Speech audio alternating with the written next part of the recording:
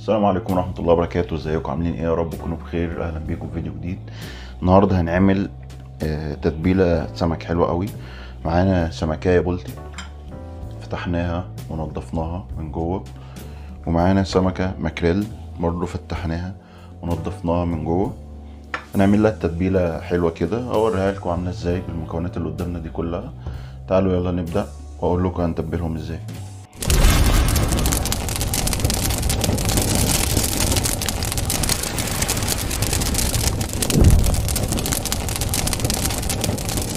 معانا بصلتين قطعينهم حلقات، فلفل رومي، فلفل حراق، طماطم. معانا توم بالخل، شوية هريسة، ومعانا كرفس، معلقة ملح، كمون، بهارات، نص معلقة قرفة، معلقة كزبرة، شوية زيت زيتون،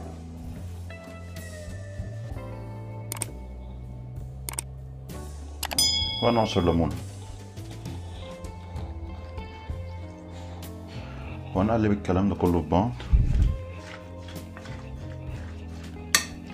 ونجيب السمكتين بتوعنا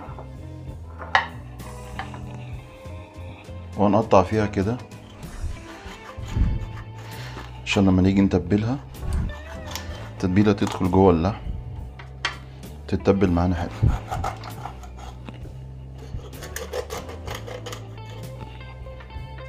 الماكريل برضو نفس الكلام.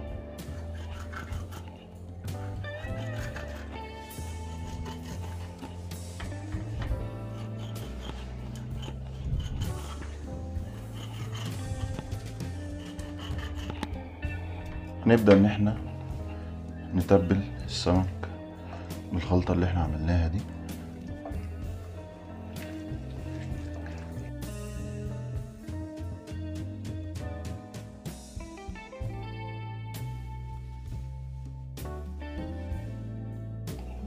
بالشكل ده.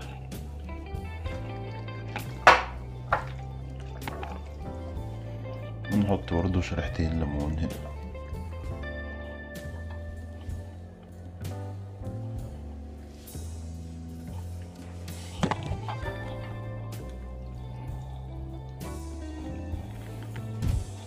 دلوقتي بعد ما تبلنا السمك عندنا بطاطساية مقطعينها نحطها مع التتبيلة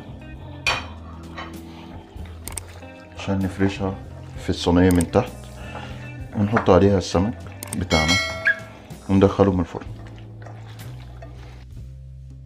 ودي الصينية اللي هنشتغل فيها. هنا فيها ورق فويل، ورق زبدة. هنحط الفرشة دي كده اللي هو الخضار ده كله يبقى في الأرضية. هنجيب السمك بتاعنا ونرصه هنا كده،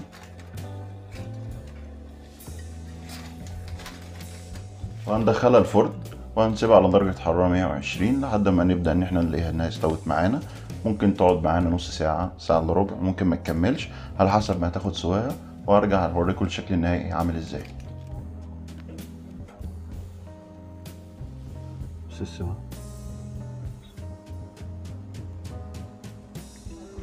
بص الماكريل، طبعا الماكريل بتبقى لحمتها جامدة شوية.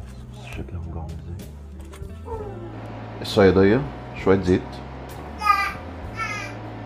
عندنا بصلاية مبشورة، ونسيبها لحد لما تتحمر وتاخد لون. بعد ما بقى باللون ده نحط الشوربة. انا كان عندي شوية جمبري،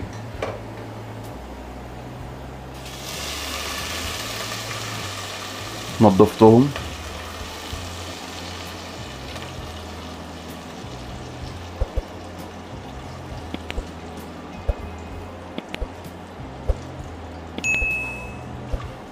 طبعا. الشوربة دي شوربة هياكل جمبري، كنا منضفينه طبعا مكان ما عملناه، وعملنا بيها شوربة مع البصل.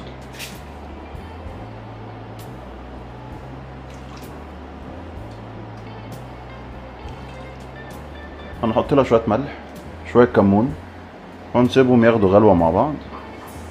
بعد كده هنحط الرز، شوية رز،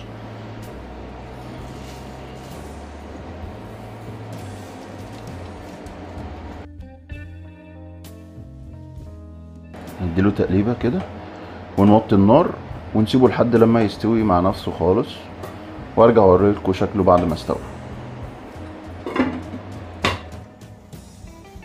وده شكل الرز بعد ما استوى.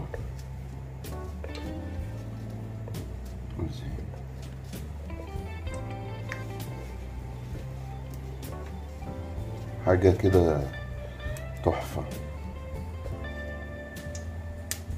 وعشان نعمل شوربة الجمبري هنجيب شوية مية ونغليهم. دلوقتي المية غليت، هنحط عود كرفس وننزل الجمبري ياخد غلوة صغيرة عشان نعمل منه شوربة حلو.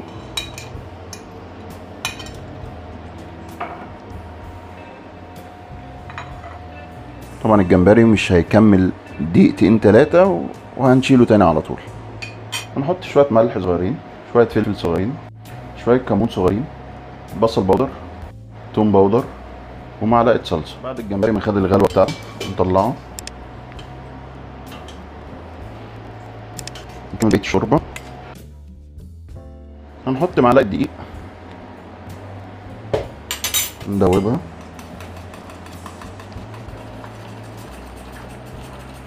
هنرجع الجمبري تاني الشوربة ياخد غلوة، وبعد كده نقفل عليها. بس بقت تقيلة شوية ازاي، ده اللي احنا كنا عايزينه.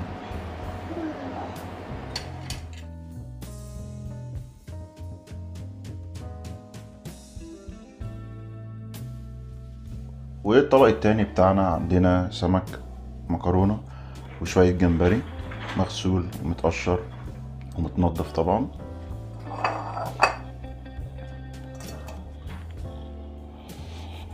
وعشان نتبلهم شوية ملح، شوية كمون، شوية توم،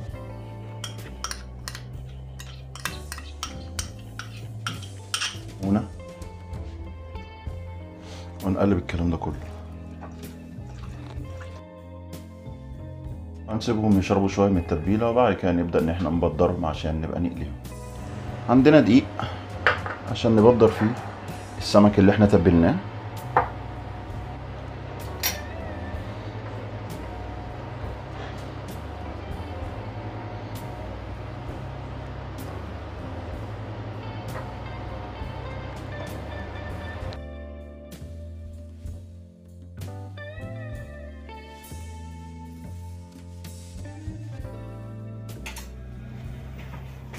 ده السمك المكرونة وشوية الجمبري بعد ما قليناهم في الزيت، شكلهم ذهبي تحفة.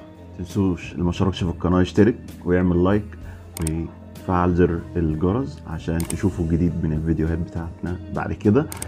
ويلا صلوا على النبي. سلام.